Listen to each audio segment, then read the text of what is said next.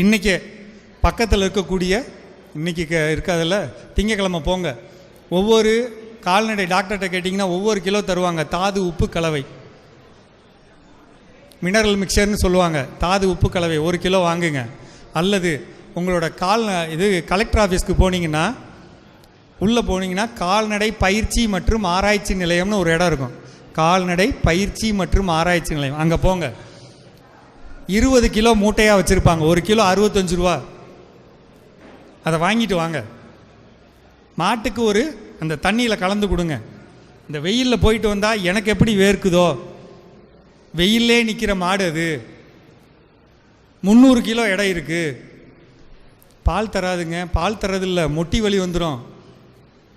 வெளியே காட்டாது, அது கத்தும் அல்லது அப்படியே சோர்ந்து நிற்கும். கண்ணு நம்ம ஒரு சில நேரம் அப்படி உட்காந்துருப்போம் தெரியுமா வீட்டில், அது மாதிரி இந்த மாடும் இப்படி இருக்கும். காதை கூட ஆட்டாது. இயல்புத்தன்மை இல்லைன்னு அர்த்தம். அப்படி இருக்கணும்னா வெறும் தண்ணியை கொடுத்தா குடிக்காது. இப்போ கூட நீங்கள் வெயிலில் போயிட்டு வந்தீங்கன்னா டம்ளர் தண்ணி கொடுத்தா கொஞ்சம் குடிச்சிட்டு அப்படியே விட்டுருவீங்க. உடனடியாக உங்கள் உடம்புல காஞ்ச செல்களை உடனடியாக ஈரமாக்க முடியாது. அது மாதிரி தான் மாடுக்கும் இந்த தாது உப்பு கலவையை கலந்து கொடுங்க. ஆடுக்கு கொடுங்க.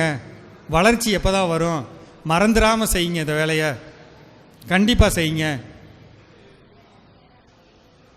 வாங்கி வைங்க. அவங்க இல்லைன்னு சொன்னாங்கன்னா பக்கத்து மாவட்டத்தில் கிடைக்குதான்னு பாருங்கள். இங்கே இருக்கவங்க சேலத்துக்கு கூட போய் வாங்கிக்கோங்க. அல்லது வேறு நாமக்கல்லில் கிடைக்குதான்னு பாருங்கள். மூட்டையாக வாங்கிட்டு வந்துடுங்க. கிடைக்காம போயிடும். இது எப்போ கிடைக்காம போகும்? மே மாதத்தில் கிடைக்காம போகும். வரேன்ப்பா சொல்கிறேன். மே மாதத்தில் கிடைக்காம போகும். அப்போ தான் அதுக்கு ரொம்ப முக்கியமாக தேவையாக இருக்கும். அதிகமான வெயில் எப்போ ரெக்கார்ட் ஆகும்? ஜூன் ஜூலையில் ரெக்கார்ட் ஆகும்.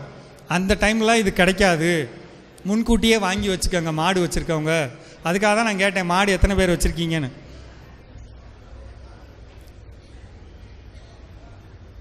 அதுக்கு வேணுங்கிற சத்துக்களை கரெக்டாக கொடுத்துருங்க. ஏன்னா மாடு தான் இயற்கை விவசாயத்தோட அடிப்படை.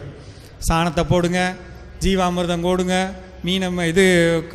அமுத கரைசல் கொடுங்கன்னு சொன்னால் சாணம் வேணும்னா மாடு வேணும். மாடை நல்லா வச்சுக்கணும். ஒரு மாட்டோட சாணத்தை ஒரு நாளைக்கு எடுத்து அளந்து பார்த்தா ஒரு சட்டியில், சுண்ணாம்பு சட்டி இருக்கு இல்லைங்களா, சட்டி தலை தட்டுற அளவுக்கு இருந்துச்சுன்னா 5 கிலோ. 1.5 சட்டி வேணும். 8 கிலோ இருந்தால் தான் மாடு நல்லா இருக்குன்னு அர்த்தம். 6 லிட்டர் கோமியம் பிடிக்கணும். அப்படி இருந்தால் தான் ஒழுங்காக இருக்குது மாடுன்னு அர்த்தம்.